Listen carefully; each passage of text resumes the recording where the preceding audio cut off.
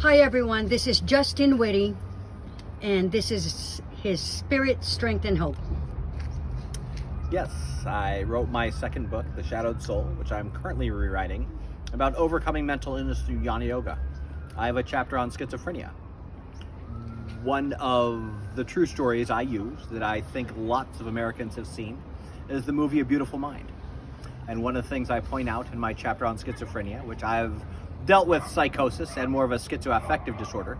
It's not full-blown paranoid schizophrenia like the man in A Beautiful Mind, but it is both psychosis and I'm bipolar that has mood swings not related to, I have hallucinations not related to the mood swings. So I can go up and down without being psychotic, and I can be psychotic without going up and down. Someone with bipolar with psychosis only has psychosis when they are extremely manic or extremely depressed. One of the most amazing things is I have been able to stabilize myself through single-pointed concentration meditation and working on dropping my thoughts every morning. The only thing I believe I truly am is nothing but my consciousness, which is a non-duality. As I stated before, the empirical world is nothing but dual.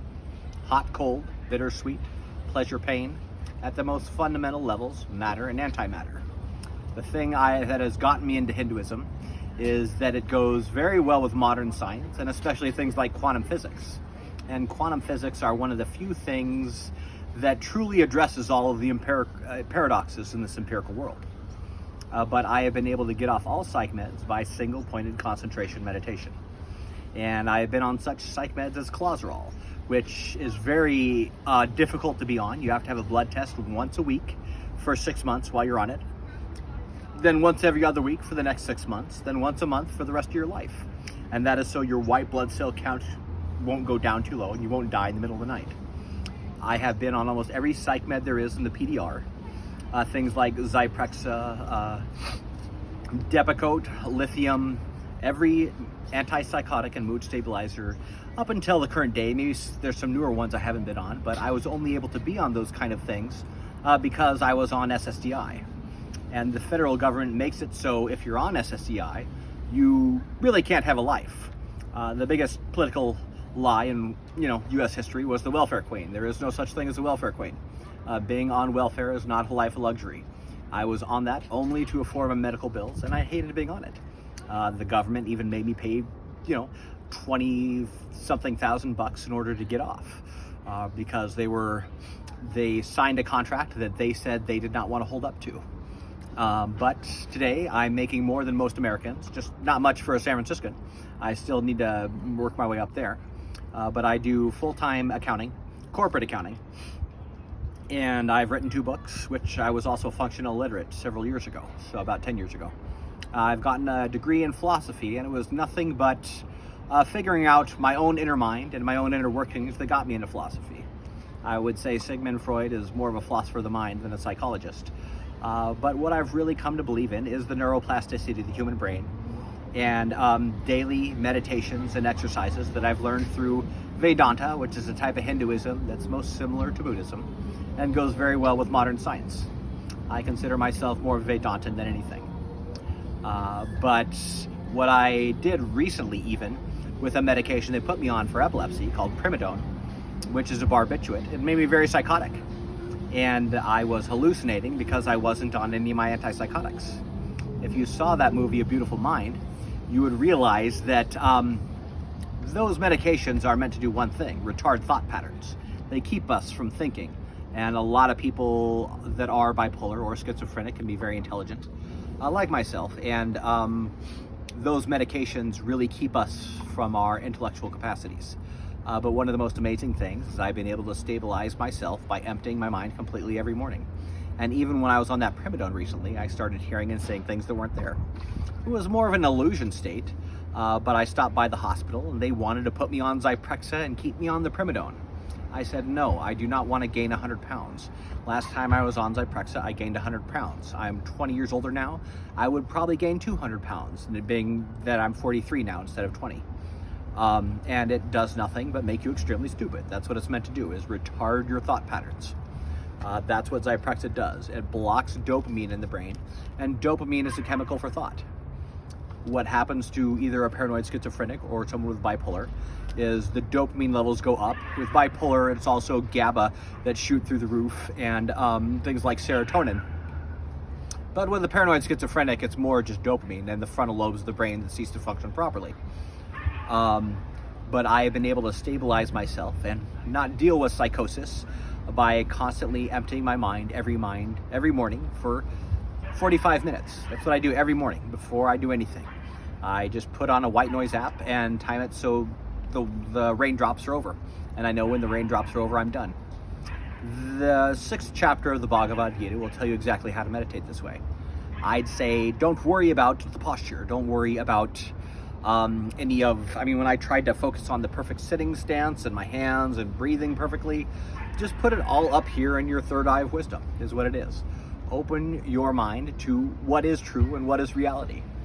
In Hinduism, the Maya, this empirical world, is more illusory.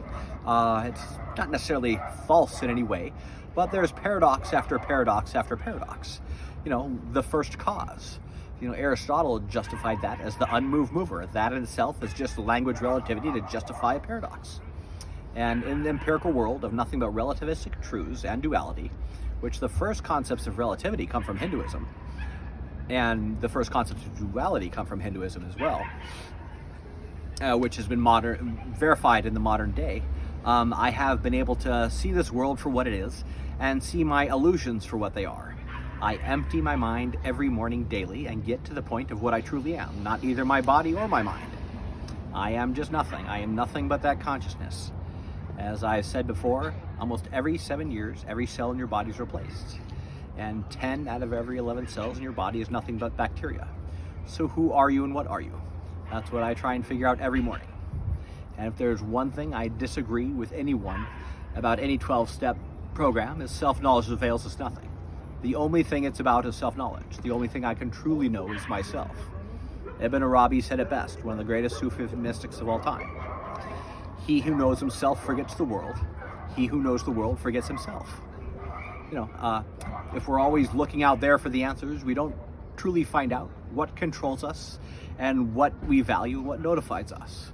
Like I said, Freud said 90% of the mind is subconscious. That is why Manjushri is the Tibetan god of meditation, but also the god of wisdom, just like Shiva, the Hindu god of wisdom. It is nothing but finding out that true knowledge of who you are and what is truly inside us all, just that consciousness. And the thing I truly appreciate about Hinduism is the self in me is the self in you. That is why the law of karma affects us the way it does. And such things as the law of karma are nothing but Newton's law of reciprocity. It's just cause and effect. I do something bad, more bad things happen. Jesus taught the same thing. That movie, 3 Billboards.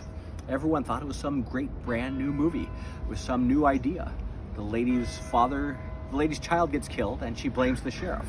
That is the oldest of all arguments. Bad things create more bad things. I have found that all religions speak to universal truths and principles that are within us all. If I act out of anger, more anger creates. If I act out of chaos, more chaos creates. And the only way to fight anger and chaos is with love. Same thing Jesus taught, same thing that's in the Hindu scriptures and is in the law of karma.